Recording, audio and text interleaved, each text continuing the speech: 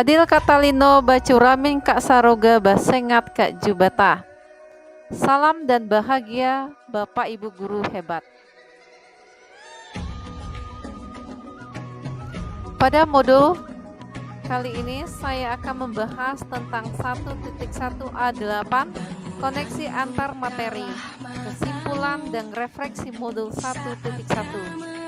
Saya Margareta SPD, calon guru penggerak angkatan 9 dari SMP Negeri 1 Bengkayang, Kabupaten Bengkayang, Kalimantan Barat.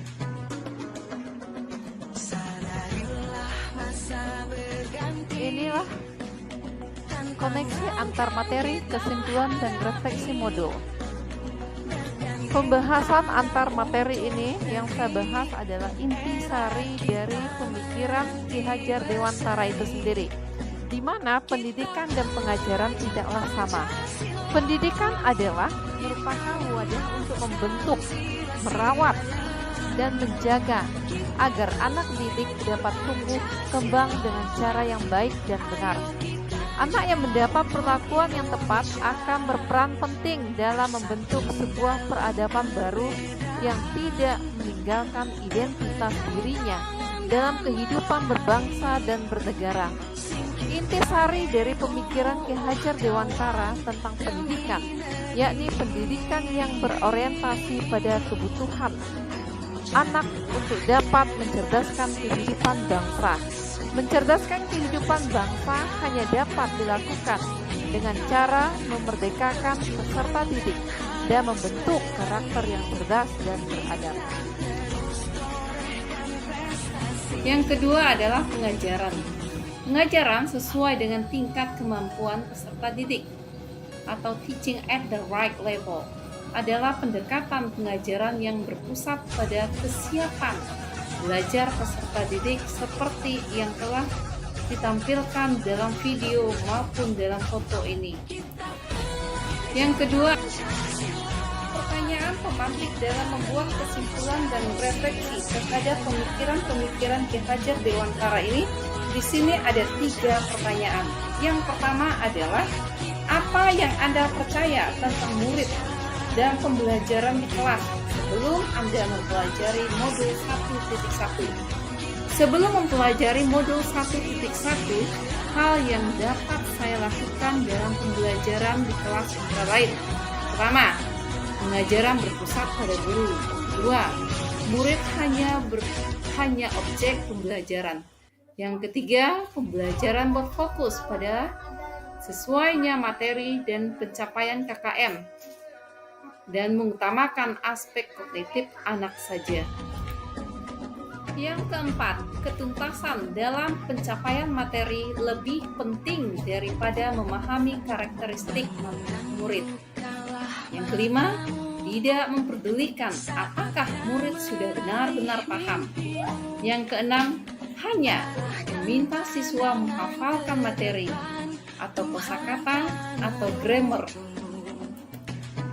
Yang ketujuh, sering merasa gagal dan mengeluh jika banyak siswa yang tidak tuntas telah melakukan evaluasi.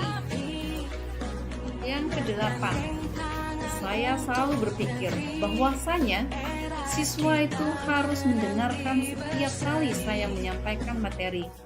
Duduk tenang tanpa ada aktivitas lainnya.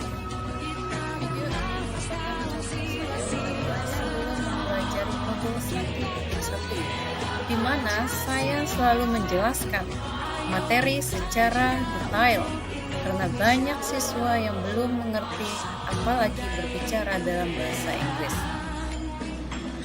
Pertanyaan pemantik yang kedua, apa yang berubah dari pemikiran dan perilaku Anda setelah mempelajari modul ini?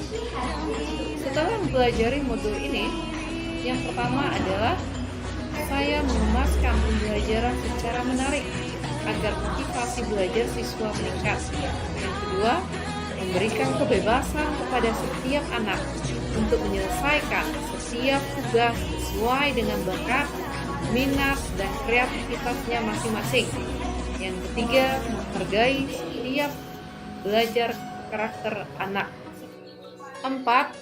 Guru bukan satu-satunya sumber belajar, 5. Lebih cermat melihat bakat anak.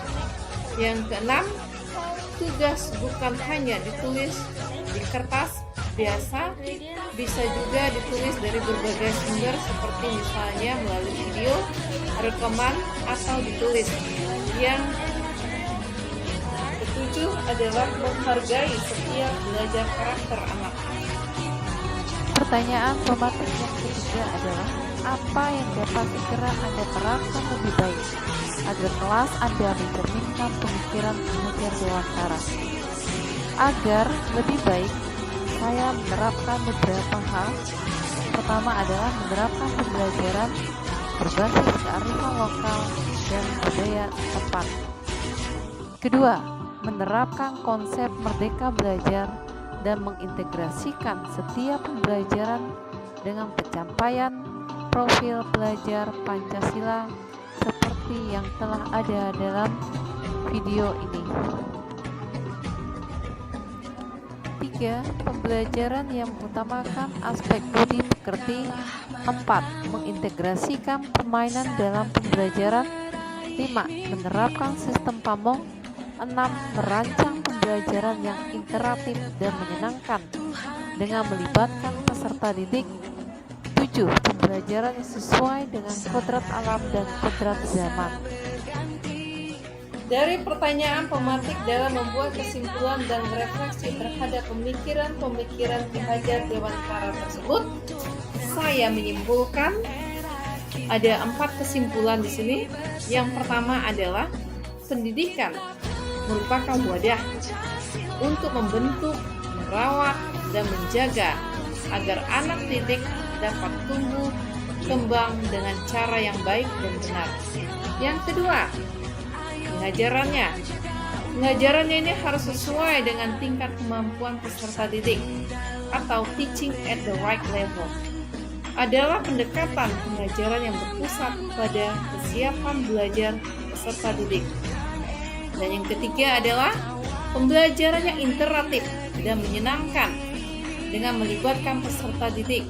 Di sini adalah seperti permainan-permainan.